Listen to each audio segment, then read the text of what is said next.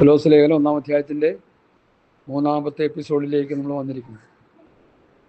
കൊലോസ്യ ലേഖനം 1-ാം അധ്യായത്തിൻ്റെ പ്രാർത്ഥന, നിങ്ങൾ പൂർണ്ണ പ്രസാദത്തിനായി കർത്താവിന് യോഗ്യമാമണ്ണം നടക്കണം. നടപ്പ് എങ്ങനെയായിരിക്കണം? കർത്താവിന് യോഗ്യമാമണ്ണം നടക്കണം. നമുക്കിഷ്ടം പോലെ നടക്കാൻ നമുക്ക് വ്യവസ്ഥയില്ല. വല്ലവരും പറയുന്നത് കേട്ട് നടക്കാനല്ല, നമ്മൾ ദൈവ വ്യവസ്ഥ പ്രകാരം നടക്കണം. ദൈവവചന വ്യവസ്ഥ പ്രകാരം ജീവിക്കണം. പുതിയ നിയമയുടെ ഉപദേശം അനുസരിച്ച് നമ്മൾ ജീവിക്കണം.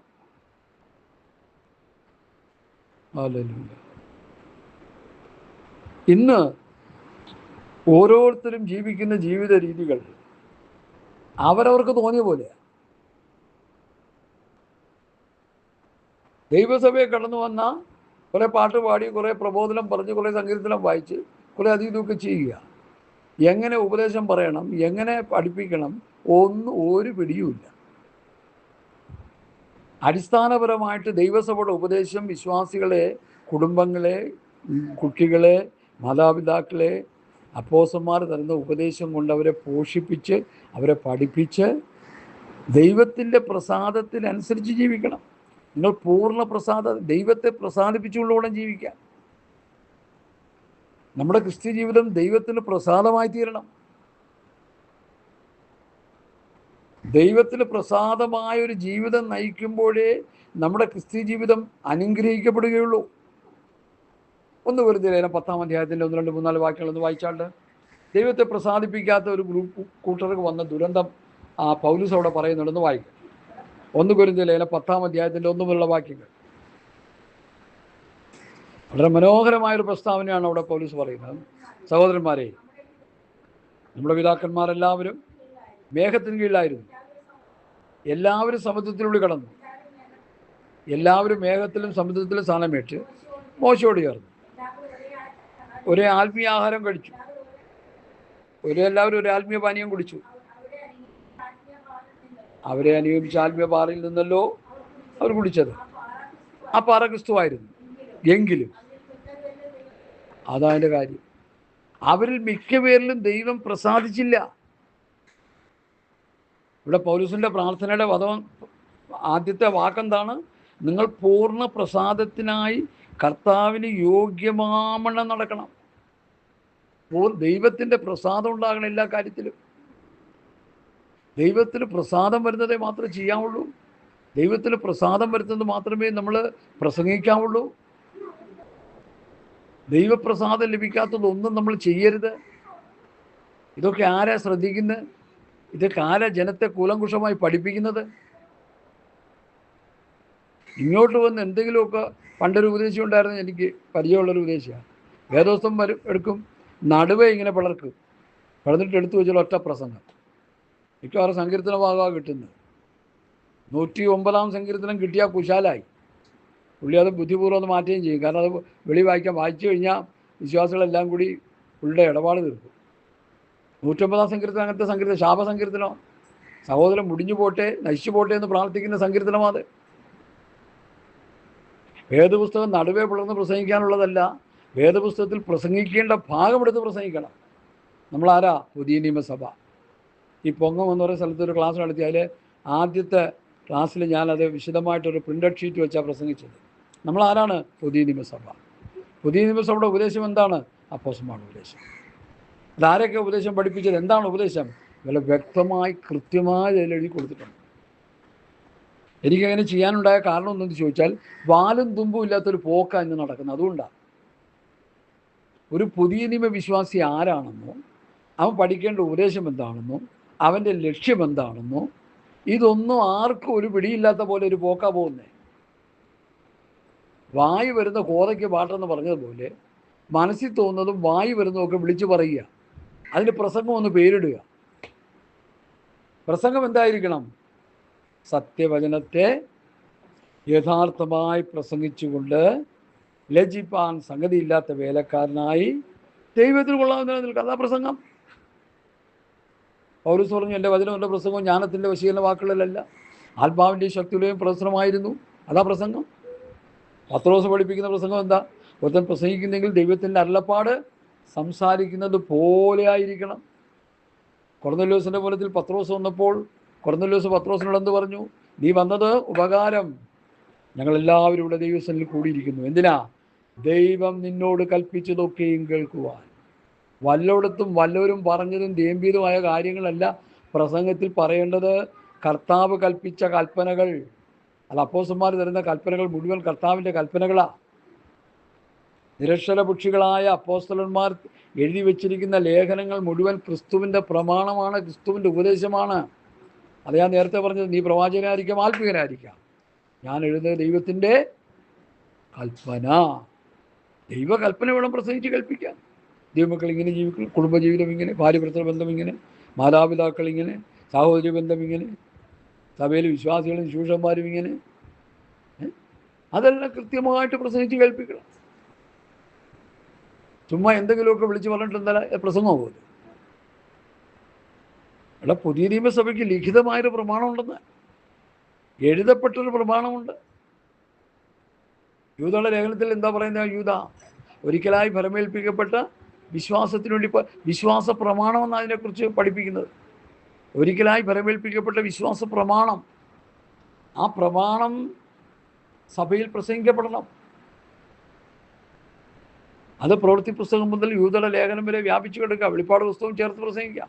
1, 2, 3 അധ്യായം കഴിഞ്ഞാൽ പിന്നെ സഭ സ്വർഗത്തിലാണല്ലോ. ആ 3 അധ്യായം വരെ ശക്തമായി നമ്മൾ പഠിപ്പിക്കണം. മറ്റുള്ള അധ്യായങ്ങളെക്കുറിച്ച് പറഞ്ഞ് പേടിപ്പിച്ച ആൾക്കാരെ വശംബദലാക്കിക്കൊണ്ടിരിക്കുക ഇന്ന് പലരും. അതവിടെ നിൽക്കട്ടെ. ആദ്യം അവർ അങ്ങോട്ട് ചെല്ലട്ടെ, അതിനുള്ള ഉപദേശം പറഞ്ഞു കൊടുക്കുക. സ്വർഗരാജ്യം പ്രാപിക്കാൻ, നിത്യത പ്രാപിക്കാൻ വേണ്ടുന്ന പ്രസംഗങ്ങൾ എത്രയുണ്ട്. ഇവിടെ പൗലോസിൻ്റെ പ്രാർത്ഥന, നിങ്ങൾ പൂർണ്ണ പ്രസാദത്തിനായി കർത്താവിന് യോഗ്യമാവണ്ണം നടന്ന് ആത്മീകമായ സകല ജ്ഞാനത്തിലും വിവേകത്തിലും അവൻ്റെ ഇഷ്ടത്തിൻ്റെ പരിജ്ഞാനം കൊണ്ട് നിറഞ്ഞു വരണം. ആ 10ാം വാക്യം മാത്രം പഠിച്ചാൽ മതി. എന്തോ ഒരു ചിന്തയാണതിൽ, എന്തെല്ലാം വിഷയങ്ങളാണ് അതിൽ ഉൾപ്പെടുത്തിയിരിക്കുന്നത്. കൊലോസിലെ വിശ്വാസികൾക്ക് വിസ വേണം, കാറ് വേണം, ലോറി വേണം, കല്യാണം നടക്കണം, എമിഗ്രേഷൻ ക്ലിയർ ആകണം, അവർക്ക് ഏക്കർ കണക്കിന് സ്ഥലം വേണം. ഇതൊന്നും അല്ല പൗലോസിൻ്റെ പ്രാർത്ഥന. അവർക്ക് പണമുണ്ടോ ധനമുണ്ടോ ഇതൊന്നും അപ്പോസ്തലന്മാരുടെ വിഷയമല്ല. നിങ്ങൾ ദൈവത്തെ പ്രസാദിപ്പിക്കുന്നവരായി തീരണം. കർത്താവിന് യോഗ്യമാവണ്ണം നടക്കുന്നവരായി തീരണം. നിങ്ങൾ ആത്മീയമായ സകല ജ്ഞാനത്തിലും വിവേകത്തിലും ദൈവത്തിൻ്റെ ഇഷ്ടത്തിൻ്റെ പരിജ്ഞാനം കൊണ്ട് നിറഞ്ഞു വരണം. പരിജ്ഞാനമില്ലായാൽ എൻ്റെ ജനം നശിച്ചു പോകുന്നു.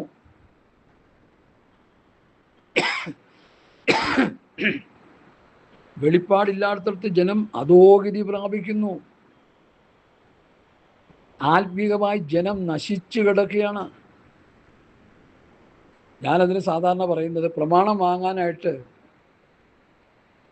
മോശ ദൈവപുരുഷൻ പർവ്വതത്തിലേക്ക് പോയപ്പോൾ കുറച്ച് നാളത്തേക്ക് ലീഡർഷിപ്പ് ആർക്ക് കിട്ടി? അഹരോൻ ലീഡർഷിപ്പിലേക്ക് വന്നു. ഇന്ന് ഒട്ടുമുക്കാലും അഹരോൻ ലീഡർഷിപ്പാണ് നടക്കുന്നത് മുഴുവൻ. അതാ ജനം നശിച്ചുകൊണ്ടിരിക്കുന്നത്.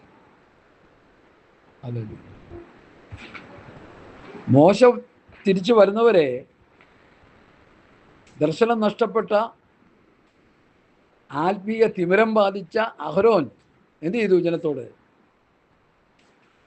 ജനം പറഞ്ഞു, മോശ എവിടെ പോയി ഞങ്ങൾക്ക് അറിയത്തില്ല, അതുകൊണ്ട് ഞങ്ങൾക്ക് ഞങ്ങളുടെ മുമ്പിലൊരു കാണാൻ വേണ്ടി ഒരു ദൈവം വേണം, എന്താന്ന് വെച്ചാൽ ചെയ്യുമെന്ന് പറഞ്ഞു. കേട്ട മാത്രയിൽ ഇന്നത്തെ നമ്മുടെ ന്യൂ ജനറേഷൻ പാസ്റ്റർമാരെ പോലെ ഒരു കൊള്ളയടി അങ്ങ് തുടങ്ങി. എന്താ കൊള്ളയടി? സ്വർണ്ണാഭരണം എല്ലാവരും കൊണ്ടുവരാൻ പറഞ്ഞു. ഇനിയിപ്പോൾ അങ്ങനെയല്ലേ ചെയ്യുന്നവർ. പൈസ കൊണ്ടുവന്നില്ല, പേടിക്കണ്ട. പേഴ്സ് കൊണ്ടുവന്നില്ല, പേടിക്കണ്ട. പേഴ്സ് മറന്നുപോയി, പേടിക്കണ്ട. നിങ്ങളുടെ താലിയും മാലയും വളയും മൂക്കുത്തിയും നാക്കുത്തിയും കാക്കുത്തിയും ചെക്കുത്തിയും എല്ലാം ഞങ്ങൾ സ്വീകരിച്ചോളും. ഈ കള്ളപ്രവാചകന്മാരും ദുരുദ്ദേശക്കന്മാരും കേരളക്കരയിലും ഭാരതത്തിലും ആഗോള വ്യാപകമായി കിടന്ന് വിലസുകയാണ്. ആർക്കെങ്കിലും ബുദ്ധിമുട്ടുണ്ടോ? ഈ സ്വർണ്ണാഭരണങ്ങളെല്ലാം കൂടി വിറ്റവന്മാരെല്ലാം കോടീശ്വരന്മാരായി. ഇപ്പോഴും തലപ്പത്ത് കയറി ഇരുന്നുകൊണ്ട് നേതൃത്വം ചെയ്യുക. മന്ദബുദ്ധികളെപ്പോലെ അന്ധന്മാരായി ഒരു കൂട്ടം വിശ്വാസികളുണ്ട്. അവർ വേദോസം വായിക്കത്തില്ല, പ്രാർത്ഥിക്കത്തില്ല. തന്നിമിത്തം ഈ ശുശ്രൂഷകന്മാരുടെ വളഞ്ഞ വഴികൾ അവർക്ക് മനസ്സിലാകത്തില്ല. പിന്നെ എന്തു ചെയ്യും? ഇത് പറയാതിരിക്കാൻ പറ്റത്തില്ല ദൈവമക്കളെ, അതുകൊണ്ടായി പറയുന്നത്. വേദനയോടെ ഞാൻ പറയുക, പിടിച്ചുപറി നടത്തുക, പിടിച്ചുപറി. ഈ ഏറ്റവും ലേറ്റസ്റ്റ് ആയിട്ട് നമ്മൾ കേട്ടത് ഞങ്ങളുടെ കൊച്ചി പട്ടണക്കാരൻ്റെ പ്രയോഗമാണ്. 10% നിങ്ങൾ എനിക്ക് തരുന്നു, അത് പോരാ, 20% തരണം. എന്താ കാര്യം? എനിക്ക് ഇപ്പോൾ ഉള്ള കാശ് എനിക്ക് പോരാ, എനിക്ക് സൂഹിക്കാൻ അത് പോരാ, എനിക്ക് 20% തരണം. 10,000 കിട്ടിയവൻ 1000 വെച്ച് കൊടുത്തോണ്ടിരുന്ന അതുപോലെ ഇപ്പോൾ 2000 കൊടുക്കണം. 1,00,000 കിട്ടുന്നവൻ 10,000 കൊടുത്തോണ്ടിരുന്ന അതുപോലെ 20,000 കൊടുക്കണം. ആ നിലവാരത്തിലേക്കായി കാര്യങ്ങൾ. ദൈവമക്കളെ, ഇതൊക്കെ എന്താണിത്? ദൈവസഭയിൽ നടക്കേണ്ട കാര്യങ്ങളാണോ ഇതൊക്കെ? വിശുദ്ധന്മാരുടെ സംഘത്തിൽ നടക്കേണ്ട കാര്യങ്ങളാണോ ഇതൊക്കെ?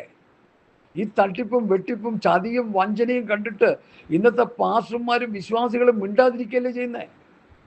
ഇതിനാരെ പ്രതികരിക്കുന്നു? പ്രതികരിച്ചാൽ അങ്ങ് കൊന്നുകളെ. പിന്നെ ഇത് വഞ്ചനയല്ലേ? ഇത് ചതിയല്ലേ? ഇവരെ തുറന്നു കാട്ടണ്ടേ? ഹല്ലേലൂയ, സ്തോത്രം. ഇവിടെ പൗലോസിന്റെ പ്രാർത്ഥന എന്താണെന്ന് നിങ്ങൾ പഠിക്കുക മക്കളെ. നിങ്ങൾ പൂർണ്ണ പ്രസാദത്തിനായി കർത്താവിന് യോഗ്യമാവണ്ണം നടക്കണം.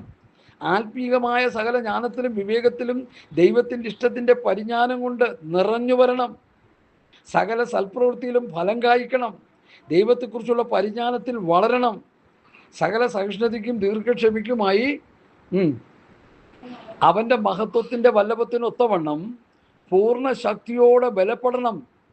വിശുദ്ധന്മാർക്ക് വെളിച്ചത്തിലുള്ള അവകാശത്തിനായി നമ്മെ പ്രാപ്തരാക്കുകയും നമ്മെ ഇരുട്ടിൻ്റെ അധികാരത്തിൽ നിന്ന് വിടുവിച്ച് തൻ്റെ സ്നേഹസ്വരൂപനായ പുത്രൻ്റെ രാജ്യത്തിലാക്കി വെച്ച പിതാവാം ദൈവത്തിന് സന്തോഷത്തോടെ സ്തോത്രം ചെയ്യുന്നവരാകണം. സന്തോഷത്തോടെ സ്തോത്രം ചെയ്യണം. ഹല്ലേലൂയ. എത്ര കൂട്ടം കാര്യങ്ങളുണ്ട് ഇതിലെ. കൊലോസ്യ ലേഖനം 1-ാം അധ്യായത്തിൻ്റെ 10, 11, 12 വാക്യങ്ങളിൽ എത്ര കൂട്ടം കാര്യങ്ങളുണ്ട്. 10, 11, 12, 13 കൂട്ടം കാര്യങ്ങളിൽ എണ്ണി പറഞ്ഞാൽ നിങ്ങൾ പൂർണ്ണ പ്രസാദത്തിനായി, ദൈവത്തിൻ്റെ പ്രസാദത്തിനായിട്ട് കർത്താവിന് യോഗ്യമാവണ്ണം നടക്കണം. 1, ദൈവപ്രസാദം വേണം, കർത്താവിന് യോഗ്യമാവണ്ണം നടക്കണം. 2, 3, സകല ജ്ഞാനത്തിലും വിവേകത്തിലും. 4, 5, ജ്ഞാനത്തിലും വിവേകത്തിലും ദൈവത്തിൻ്റെ ഇഷ്ടത്തിൻ്റെ പരിജ്ഞാനം കൊണ്ട് നിറഞ്ഞു വരണം. 5, 6, 7 കൂട്ടം കാര്യം. സകല സൽപ്രവൃത്തിയിലും ഫലം കായ്ക്കണം. 8, ദൈവത്തിലുള്ള കുറിച്ചുള്ള പരിജ്ഞാനത്തിൽ വളരണം. 9, സകല സഹിഷ്ണുത. 10, ദീർഘക്ഷമ. 11, ദൈവത്തിൻ്റെ മഹത്വത്തിന് ഒത്തവണ്ണം പൂർണ്ണ ശക്തിയോടെ ബലപ്പെടണം. 12, വിശുദ്ധന്മാർക്ക് വെളിച്ചത്തിലുള്ള അവകാശത്തിനായി നമ്മെ പ്രാപ്തരാക്കണം. 13, ഇരുട്ടിൻ്റെ അധികാരത്തിന് വിടുവിച്ച് സ്നേഹസ്വരൂപനായ പുത്രൻ രാജ്യത്തിലാക്കി വെച്ച് പിതാവാം ദൈവത്തിന് സന്തോഷത്ത്. 10, 14 കൂട്ടം കാര്യങ്ങൾ. 13, 14, 15 ഒക്കെ എടുക്കാം. നമുക്ക് വേണമെങ്കിൽ എണ്ണിയെടുക്കുക. നിങ്ങൾ ഈ പ്രസംഗം കേൾക്കുന്ന നിങ്ങൾ ഈ പ്രസംഗം അവിടെ സ്റ്റോപ്പ് ചെയ്തിട്ട് വേദോസം തുറന്നിട്ട് കൊലോസ്യ ലേഖനം 1-ന്റെ 10, 11, 12, 13 വാക്യങ്ങൾ എടുക്കുക. കൊലോസ്യയിലെ വിശ്വാസികൾക്ക് വേണ്ടി പ്രാർത്ഥിക്കുന്ന പ്രാർത്ഥന നിങ്ങളൊന്ന് എടുക്കുക, നിങ്ങളൊന്ന് പഠിക്കുക. നിങ്ങളിതൊക്കെ പഠിച്ചും വായിച്ചും അനുസരിച്ച് നിങ്ങൾ ആത്മീകരാകുക. സ്വർഗത്ത് പോകാനുള്ള വഴി അതേ ഉള്ളൂ. ഇന്നീ പോകുന്ന പോക്ക് മുഴുവൻ നരകത്തിലോട്ടാ. സ്വർഗരാജ്യം ദൈവരാജ്യം എന്നുള്ള വിഷയം പഠിപ്പിക്കാൻ ഇന്ന് ആളില്ല ഇവിടെ. ഈ ഭൂമിയിൽ 10 ചക്രം ഉണ്ടാക്കുന്ന കാര്യത്തെക്കുറിച്ചാണ് എല്ലാവരുടെയും ചിന്ത. ഭൂമിയെക്കുറിച്ച് ചിന്തിക്കേണ്ടത് ഞാൻ പറയത്തില്ല. ഇവിടുത്തെ കാര്യങ്ങൾ ചിന്തിക്കാതെ നമുക്ക് ജീവിക്കാൻ പറ്റത്തില്ല. ആത്യന്തികമായ നമ്മുടെ ചിന്ത ഉയരത്തിലുള്ളതായിരിക്കണം.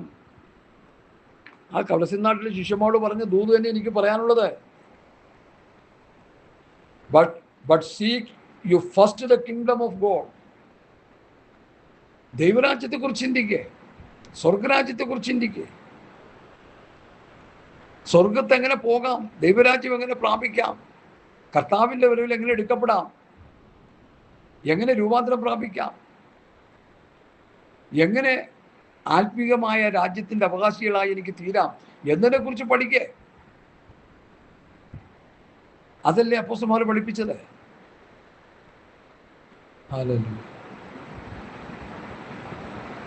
പഠിപ്പിച്ചു ആ പ്രത്യാശ നിർഭരമായ ജീവിതമല്ലേ പൗലോസും പത്രോസും യോഹന്നാനും യാക്കോബൊക്കെ നയിച്ചത്. 2 കൊരിന്ത്യർ 5-ാം അധ്യായത്തിന്റെ 1-ാം വാക്യം എന്താ പറയുന്നത്? കൂടാരമായ ഭൗമഭവനം അഴിഞ്ഞു പോയാൽ കൈപ്പണിയല്ലാത്ത നിത്യദാനമായ ഒരു കെട്ടിടം സ്വർഗത്തിലുണ്ടെന്ന് ഞങ്ങൾക്കറിയുന്നു. ഈ കൂടാരത്തിൽ നിന്ന് ഞങ്ങൾ മാറ്റപ്പെട്ടാൽ ഒരു രൂപാന്തര ശരീരം പ്രാപിച്ച് സ്വർഗത്തിൽ പോകാമെന്ന് ഞങ്ങൾക്ക് പ്രത്യാശ ഉണ്ടെന്നല്ലേ ആ വാക്യത്തിന്റെ അർത്ഥം. കൂടാരമായ ഭൗമഭവനം, ഈ ശരീരം അഴിഞ്ഞുപോയാൽ ഒരു സ്വർഗീയ ശരീരം ഞങ്ങൾക്ക് ലഭിക്കുമെന്നല്ലേ അവരുടെ പ്രത്യാശ. ആ പ്രത്യാശയുള്ള എത്ര പാസ്റ്റർമാരുണ്ട്, എത്ര വിശ്വാസികളുണ്ട്, എത്ര ആത്മീയരെന്ന് പറയുന്നവരുണ്ട്. പ്രാർത്ഥിച്ച് പ്രാർത്ഥിച്ച് പ്രാർത്ഥിച്ച് നമ്മൾ നശിച്ചുകൊണ്ടിരിക്കുക. എന്ത് പ്രാർത്ഥന? നിങ്ങളുടെ പ്രാർത്ഥന ഇതായിരിക്കണമെന്നേ. അപ്പോഴാണ് ദൈവരാജ്യം ദൈവനീതി അന്വേഷിക്കുന്നത്. ഹല്ലേലൂയ. പൗലോസ് ഫിലിപ്പി സഭയ്ക്ക് വേണ്ടി പ്രാർത്ഥിച്ചു, നിങ്ങളുടെ സ്നേഹം മേൽക്കുമേൽ പരിജ്ഞാനത്തിലും വിവേകത്തിലും വർദ്ധിച്ചു വരണം. നിങ്ങൾ ഭേദാഭേദങ്ങളെ വിവേചിക്കണം. ക്രിസ്തുവിൻ്റെ നാളിലേക്ക് നിർമ്മലന്മാരും രക്ഷയില്ലാത്തവരും ദൈവത്തിൻ്റെ മഹത്വത്തിലും വീഴ്ചയ്ക്കുമായി നീതിഫലം നിറഞ്ഞവരുമായി തീരണം. ഇതിലേതെങ്കിലും ഒരു ഭൗതിക വിഷയം ഉണ്ടോ? ഉണ്ടോ പറ. 10-25 വർഷം ഒരു പെന്തക്കോസ്തുകാരനായി എൻ്റെ ജീവിതം തുലച്ചു കളഞ്ഞവനാണ് ഞാൻ. ദൈവവചനം ആധികാരികമായി പഠിപ്പിക്കുന്ന ചില പിതാക്കന്മാരിൽ നിന്ന് ഉപദേശം കേട്ട് പഠിക്കാൻ ഇടയായപ്പോഴാണ് ഈ ആഴമേറിയ അനുഭവങ്ങളിലേക്ക് കർത്താവിനെ നയിച്ചത്. കാരണം അവരൊക്കെ ആ സ്വർഗീയ കാര്യങ്ങളെ ചിന്തിച്ചുകൊണ്ടിരിക്കുകയായിരുന്നു. പാസ്റ്റർ കെ എബ്രഹാനും ബിലിപ്പച്ചനും ഉമ്മച്ചാനും ടി.ജി. ഉമ്മച്ചനും അതുപോലുള്ള പിതാക്കന്മാരായ പെന്തക്കോസ്തുകാർ അവരടിത്തറയിട്ട ആ ഉപദേശങ്ങളൊക്കെ ഇന്ന് കാറ്റിൽ പറത്തിക്കളഞ്ഞു. ഇന്നത്തെ ഉപദേശിമാര് അവരുടെ മക്കളും മരുമക്കളും കുഞ്ഞുകുട്ടികളും എല്ലാം പോയി എല്ലാം ഭൗതികത്തിൽ മുങ്ങിക്കുളിച്ച് കിടക്കുക. ഞാനൊരു കുറ്റം പറയുകയല്ല. പിതാക്കന്മാരുടെ ദർശനവും പിതാക്കന്മാരുടെ കാഴ്ചപ്പാടും പിതാക്കന്മാരുടെ വചന വെളിപ്പാടുകളും അവര് കൊണ്ട് കുഴിച്ചു മൂടി എന്നാണ് ഞാൻ പറഞ്ഞുകൊണ്ടിരിക്കുന്നത്. എൻ്റെ കൂടെ ഒന്നുള്ള സഹോദരന്മാരുണ്ടായിരുന്നു. അവരോട് ഞാൻ ചോദിച്ചത്, നിങ്ങൾക്ക് കിട്ടിയ ഉപദേശം നിങ്ങൾ എന്ത് ചെയ്തു? കുഴിച്ചു മൂടിയില്ലേ? പിന്നെ എന്തിനാ എന്നെ വിളിക്കുന്നത് നിങ്ങൾ? ഹല്ലേലൂയ. സങ്കടം കൊണ്ട് ചോദിക്കുക ഞാൻ, അല്ല ദേഷ്യമൊന്നും അല്ലതില്ലേ. നിങ്ങൾക്ക് കിട്ടിയ ഉപദേശം നിങ്ങൾ കുഴിച്ചു മൂടിയില്ലേ? നിങ്ങൾ ഭാര്യയുടെ അടിമകളായി അപ്പനും അമ്മയുടെ അടിമകളായി നിങ്ങൾ ജീവിക്കുകയല്ലേ? നിങ്ങൾക്ക് ഇവിടെ സ്വർഗരാജ്യം കിട്ടാനാ? എൻ്റെ നിമിത്തം അപ്പനെയും അമ്മയും ഭാര്യയും മക്കളെ എല്ലാം ഉപേക്ഷിക്കാതെ സ്വർഗരാജ്യത്തിൽ കടക്കില്ലെന്നല്ലേ പറയുന്നത്. അവരെ ഉപേക്ഷിക്കണമെന്നല്ല പറയുന്നത്. അവർ പറയുന്നത് കേട്ട് നമ്മൾ ജീവിക്കാൻ പാടില്ല. അവരുടെ അടിമകളാകാൻ പാടില്ല. ഭാര്യയുള്ളവൻ ഭാര്യയുടെ അടിമയാകരുത്. നമ്മൾ ആരുടെ അടിമകളല്ല, നമ്മൾ ക്രിസ്തുവിൻ്റെ അടിമകളാണ്. പൗലോസ് പറഞ്ഞ ഗലാത്യർ, ഞാൻ ക്രിസ്തുവിൻ്റെ ചൂടടയാളം എൻ്റെ ശരീരത്തിൽ വഹിക്കുന്നു. ഞാനൊരു ക്രിസ്തുവിൻ്റെ അടിമയാണ്. ഞാൻ വേറെ ആരുടെ അടിമയല്ല. ഞാൻ ക്രിസ്തുവിൽ സ്വതന്ത്രനാണ്. ക്രിസ്തുവിൻ്റെ അടിമയായിട്ട് ജീവിക്കുക. കാരണം കർത്താവിനെ രക്ഷിച്ചു, കർത്താവിനെ വീണ്ടെടുത്തു, കർത്താവിനെ ദത്തെടുത്തു, രക്തം കൊണ്ട് വിലയ്ക്ക് വാങ്ങി. അവിടെ ഞാൻ ക്രിസ്തുവിൻ്റെ വകയാണ്. ഞാൻ ക്രിസ്തുവിനോട് ക്രൂശിക്കപ്പെട്ടിരിക്കുന്നു. ഇനി ജീവിക്കുന്ന ഞാനല്ല, ക്രിസ്തു അത്ര എന്നിൽ ജീവിക്കുന്നത്. അതാണ് എൻ്റെ ചിന്ത. ഹല്ലേലൂയ. സ്തോത്രം. അതുകൊണ്ട് ദൈവമക്കളെ ഞാൻ കൈകൂപ്പി വിളിച്ചു പറയുക. ഇനി നിങ്ങളുടെ കാല് പിടിച്ച് ഞാൻ പറയുകയാണെന്ന് വല്ല വെച്ചോ. കൊലോസ്യ ലേഖനം 1:10, 11, 12, 13 വാക്യങ്ങൾ നിങ്ങളൊരു 100 പ്രാവശ്യം വായിച്ച് ആ പ്രാർത്ഥന നിങ്ങളുടെ ജീവിതത്തിലൊന്ന് അനർത്ഥമാകട്ടെ. നിങ്ങളൊരു ആത്മീകനാണ്. ഫിലിപ്പി ലേഖനം 1-ാം അധ്യായത്തിൽ 9, 10, 11 വാക്യങ്ങൾ നിങ്ങൾ കുറിച്ച് വെച്ച് പ്രാർത്ഥിക്കുക. ഹല്ലേലൂയ. എഫേസ്യ ലേഖനം 1-ാം അധ്യായത്തിൻ്റെ പ്രാർത്ഥന നിങ്ങൾ പ്രാർത്ഥിക്കുക. ഞാനിത് നേരത്തെ പോൾസ് പ്രയർ എന്ന് പറഞ്ഞ് വേറെ പറഞ്ഞു വെച്ചിട്ടുണ്ട്. എഫേസ്യ ലേഖനം 1:17, 18, 19 വാക്യങ്ങൾ നിങ്ങൾ ഒന്ന് പ്രാർത്ഥിക്കുക. നിങ്ങൾ എഴുതി വെച്ച് പ്രാർത്ഥിച്ച് പഠിക്കുക. എഫേസ്യ ലേഖനം 3:14 മുതൽ 19 വാക്യങ്ങൾ നിങ്ങൾ എഴുതി വെച്ച് പ്രാർത്ഥിക്കുക. ആ വിഷയം നിങ്ങൾ നിങ്ങളുടെ ഹൃദയത്തിലുണ്ടെന്ന് സംഗ്രഹിക്കുക. ഹല്ലേലൂയ. നിങ്ങളുടെ പ്രാർത്ഥനാ വിഷയം ഈ വിഷയമായിട്ടൊന്ന് മാറട്ടെ. കർത്താവേ, പൂർണ്ണ പ്രസാദം ദൈവത്തെ പ്രസാദിപ്പിക്കാനുള്ള കൃപ എനിക്ക് തരണം. കർത്താവിന് യോഗ്യമാവണ്ണം നടപ്പാൻ എന്നെ സഹായിക്കണം. ആത്മീകമായ സകല ജ്ഞാനത്തിലും വിവേകത്തിലും ദൈവത്തിൻ്റെ ഇഷ്ടത്തിൻ്റെ പരിജ്ഞാനം കൊണ്ട് നിറഞ്ഞു വരാൻ എന്നെ സഹായിക്കണം. സകല സൽപ്രവൃത്തിയിലും ഫലം കായ്ക്കാൻ എന്നെ സഹായിക്കണം. ദൈവത്തെക്കുറിച്ചുള്ള പരിജ്ഞാനത്തിൽ വളരാൻ എന്നെ സഹായിക്കണം. സകല സഹിഷ്ണുതയ്ക്കും ദീർഘക്ഷമയ്ക്കുമായി അവൻ്റെ മഹത്വത്തിൻ്റെ വല്ലഭത്തിന് ഒത്തവണ്ണം പൂർണ്ണ ശക്തിയോടെ ബലപ്പെടാൻ, പരിശുദ്ധമായ ശക്തിയോടെ ബലപ്പെടാൻ എന്നെ സഹായിക്കണം. വിശുദ്ധന്മാർക്ക് വെളിച്ചത്തിലുള്ള അവകാശത്തിനായി നമ്മെ പ്രാപ്തരാക്കുകയും നമ്മെ ഇരുട്ടിൻ്റെ അധികാരത്തെ വിടുവിച്ച് സ്നേഹസ്വരൂപനായ പുത്രൻ്റെ രാജ്യത്തിലാക്കി വയ്ക്കുകയും ചെയ്ത പിതാവിന് സന്തോഷത്തോടെ സ്തോത്രം ചെയ്യാൻ എന്നെ സഹായിക്കണം. അതായിരിക്കട്ടെ നമ്മുടെ പ്രാർത്ഥന. കൊലോസ് ലേഖനത്തിലെ, ഫിലിപ്പി ലേഖനത്തിലെ, എഫെസ് ലേഖനത്തിലെ 4 പ്രാർത്ഥനകൾ അത് എഴുതി വെച്ച് ആ പ്രാർത്ഥനയിൽ അന്തർലീനമായിരിക്കുന്ന വിഷയങ്ങൾ ദൈവസന്നിധിയിൽ നിങ്ങൾ കിടന്ന് കരഞ്ഞ് പ്രാർത്ഥിച്ച ആ ആത്മീയ അനുഭവം പ്രാർത്ഥിച്ച നമ്മൾ കറതീർന്ന ആത്മീയരാകും. അല്ലെങ്കിൽ ഒരിക്കലും ആത്മീയർ നമ്മൾ ജഡികന്മാരായി കിടക്കും. ഇന്നത്തെ പെന്തക്കോ സമൂഹം മുഴുവൻ ജഡികന്മാരായി കിടക്കുക. ജഡത്തെ പോഷിപ്പിക്കുക, ജഡത്തെ പ്രസാദിപ്പിക്കുക, ദൈവത്തെ അല്ല അവർ പ്രസാദിപ്പിക്കുന്നത്. അവർക്ക് തോന്നുന്ന പോലെ ഒരു നടക്കുക, ദൈവത്തിന് യോഗ്യമാവണ്ണ ഒരു നടപ്പ് അവർ കാണുന്നില്ല. പാസ്റ്ററുടെ മേലെയുള്ളവരെ പ്രസാദിപ്പിക്കുക, സെൻട്രൽ പാസ്റ്റർ അതിൻ്റെ മേലെയുള്ള പ്രസാദിപ്പിക്കുക, പിന്നെ പ്രസിഡന്റിനെ, സെക്രട്ടറിയെ, ഖജാൻജി അങ്ങോട്ടും ഇങ്ങോട്ടും പ്രസാദിപ്പിച്ചുകൊണ്ടിരിക്കുക. പ്രസിഡന്റ് എങ്ങാനും ഏതെങ്കിലും സഭയിൽ വന്നു കഴിഞ്ഞാൽ പിന്നെ വിശ്വാസികളെല്ലാം കൂടി തീർന്നു. പിന്നെ ദൈവത്തെക്കാളും മാനവും വിലയും കൊടുക്കുന്നത് ആർക്കാ? പ്രസിഡന്റിനാ, സെക്രട്ടറിക്കാ, ഖജാൻജിക്കാ. ഞാൻ ആ ഭാഗം പഠിച്ചത് ഇങ്ങനെയാണ്, കൊരിന്ത്യർ ലേഖനത്തിൽ നിന്ന് പഠിച്ചത്. അതുകൊണ്ടാണ് ഞാനങ്ങനെ പറയാൻ കാര്യം. പൗലൂസ് ചോദിക്കുക, പൗലൂസ് ആര്? കേഫ ആര്?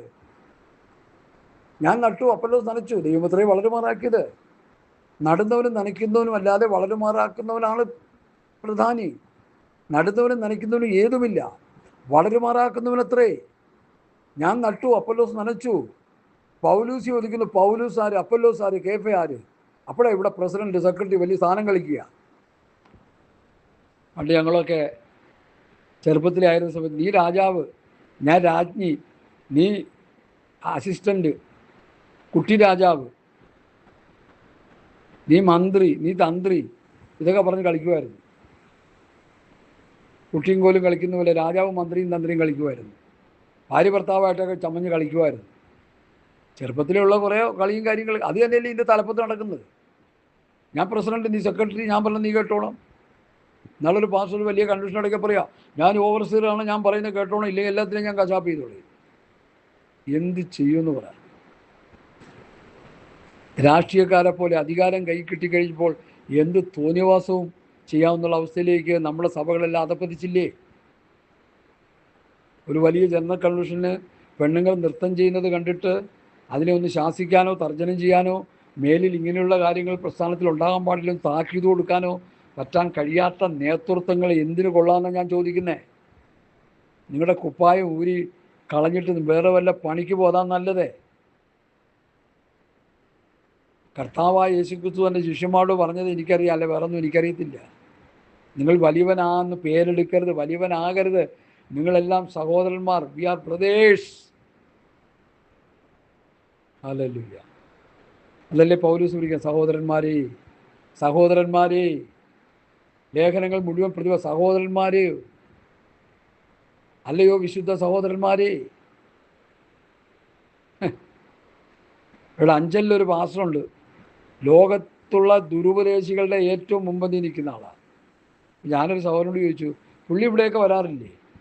പുള്ളി വരണമെങ്കിൽ അതിന് തക്കമുള്ള സെറ്റപ്പ് അവിടെ ഇല്ലെന്ന്, ഒരു ബ്രാഞ്ചാണ്. പുള്ളി വരണമെങ്കിൽ ഏതാണ്ട് ഈ പണ്ടാരം പറഞ്ഞ ഈ ട്രംപ് വന്ന പോലെയൊക്കെ ആയിരിക്കണം, സെക്യൂരിറ്റിയും അതുപോലുള്ള സൗകര്യങ്ങളൊക്കെ വെച്ചാലേ പുള്ളി വരുള്ളൂ എന്ന്. ലോകത്തിലെ ഏറ്റവും വലിയ ദുരുപദേശി. അപ്പോൾ അവൻ്റെ ചിന്ത എന്താ? അവൻ ആരോ ആണെന്നൊരു സംഭവമാണ്.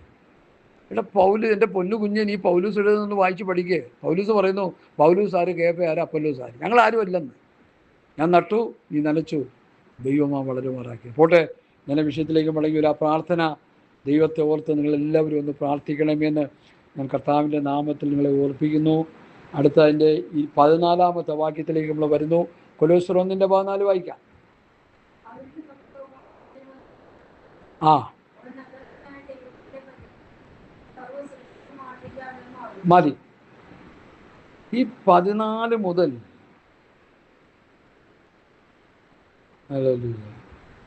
ബാക്കിയുള്ള ഭാഗങ്ങൾ അങ്ങോട്ട് വായിച്ച് പഠിച്ചാൽ എല്ലാം മാർമിക സത്യങ്ങളാണ് പൗലോസ് വെളിപ്പെടുത്തുന്നത്. ദൈവസഭയ്ക്ക് മർമ്മങ്ങൾ ഒത്തിരി സമ്മാനിച്ച ആളാണ് പൗലോസ്. പൗലോസിൻ്റെ മർമ്മങ്ങൾ മാത്രം എടുത്തൊരു ദിവസം പ്രസംഗിക്കുന്നുണ്ട്. ഞാൻ അതെല്ലാം കൂട്ടി നോട്ട് ചെയ്തുകൊണ്ടിരിക്കുക. പൗലോസിന് വെളിപ്പെട്ട മർമ്മം എന്ന് പറഞ്ഞാൽ എന്താ? മിസ്റ്ററി. എന്താ മിസ്റ്ററി? ദൈവത്തിൻ്റെ ഹൃദയത്തിൽ മറഞ്ഞിരിക്കുന്നത്, ദൈവം വെളിപ്പെടുത്തുമ്പോൾ മാത്രം വെളിപ്പെട്ടു വരുന്നതുമായ കാര്യങ്ങളാണ് മർമ്മം. മാർമിക സത്യങ്ങളാണത്. ദൈവത്തിൻ്റെ തിരുഹൃദയത്തിൽ മറഞ്ഞിരിക്കുന്ന കാര്യങ്ങളാണത്. അത് പൗലോസ് പറഞ്ഞു, എനിക്ക് വെളിപ്പെട്ടു. എഫെസ്യർ 3-ാം അധ്യായത്തിൽ ഒരു മർമ്മം വെളിപ്പെട്ടു. ജാതികൾ ക്രിസ്തുയേശുവിൻ്റെ കൂട്ടവകാശികൾ, ഏക ശരീരസ്ഥർ, വാഗ്ദത്തത്തിൻ പങ്കാളികൾ. അതൊരു മർമ്മമാണ്. പിശാചിനെ ആരാധിച്ചിരുന്ന ജാതികൾ യേശുക്രിസ്തുവിൻ്റെ കൂട്ടവകാശികൾ ലഭിക്കേണ്ടവരാണ്.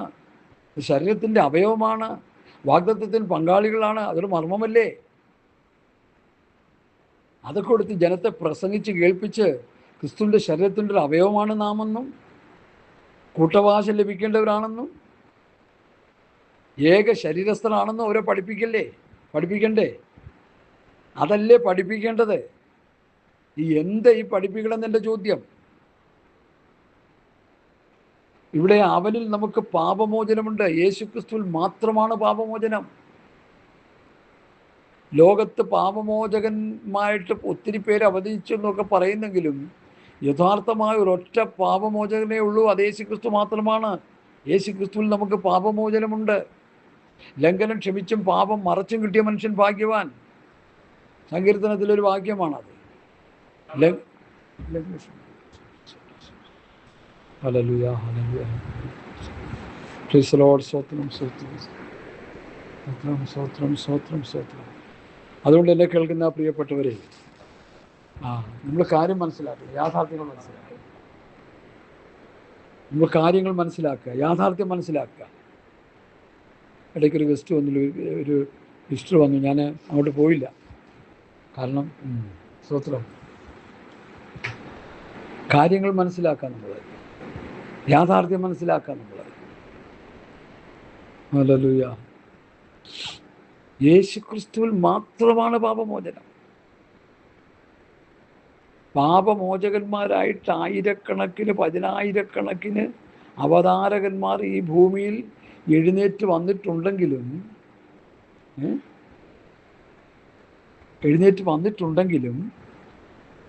യഥാർത്ഥമായി ഒരൊറ്റ വ്യക്തിയേ ഉള്ളൂ പാപമോചനം നൽകാനായിട്ട്. അത് യേശുക്രിസ്തു മാത്രമാണ്.